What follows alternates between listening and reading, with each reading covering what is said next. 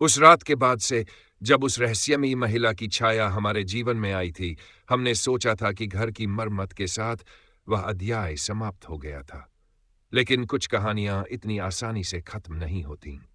ये कहानी भी उन्हीं में से एक थी।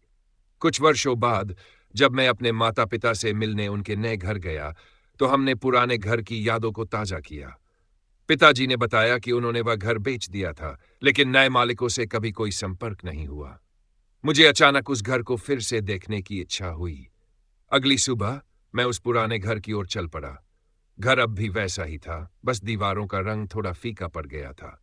दरवाजे पर दस्तक दी, लेकिन कोई जवाब नहीं मिला। दरवाजा हल्का सा खुला था, शायद अंदर कोई हो। मैंने अंदर झांका और पुकारा, कोई है? कोई जवाब नहीं आया।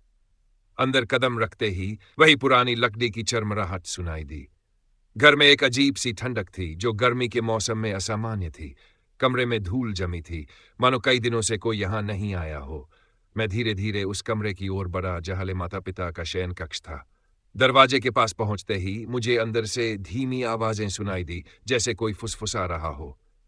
दिल की धड़कन तेज हो गई, लेकिन जिज्ञासा ने डर पर काबू पा लिया। दरवाजा धीरे से खोला और जो देखा उसने रोंगटे खड़े कर दिए। कमरे के बीचों बीच वही महिला खड़ी थी, चेहरा वही कठोरता लिए हुए, आंखों में वही तिरस्कार। लेकिन इस बार उसके हाथ में एक पुराना जंग लगा चाकू था, जिसे खून टपक रहा था। फर्श पर एक आदमी पड़ा था, जिसकी आंखें खुली थी, लेकिन जीवन का कोई चिन्ह नहीं था। महिला ने मेरी ओर देखा और एक ठंडी मुस्कान दी। उसने धीरे से कहा, तुम वापस आ गए। यह घर अब भी मेरा है। मैं पीछे हटने लगा, लेकिन दरवाजे के पास पहुंचते ही दरवाजा बंद हो गया। कमरे में अंधेरा छा गया और केवल उसकी आंखों की चमक दिख रही थी। मैंने दरवाजा खोलने की कोशिश की, लेकिन वह जाम हो चुका था।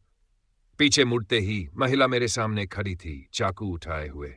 उसने कहा, तुम लोग मेरे घर में रहे, अब इसकी कीमत चुकानी होगी। मैंने हिम्मत जुटाकर पूछा, तुम क्या चाहती हो? उसने चाकू मेरे गले पर रखा और धीरे से कहा, तुम्हारी आत्मा। मैंने आंखें बंद की और अचानक कमरे में रोशनी फैल गई। आंखें खोलते ही देखा महिला गायब हो चुकी थी। दरवाजा खुला था और फर्श पर कोई नहीं था। मैं तेजी से बाहर निकला और घर से दूर भागा। सड़क पर आकर रुका और पीछे मुड़कर देखा। घर वहीं था, शांत, लेकिन खिड़की से वही महिला मुझे देख रही थी, मुस्कुराते हुए।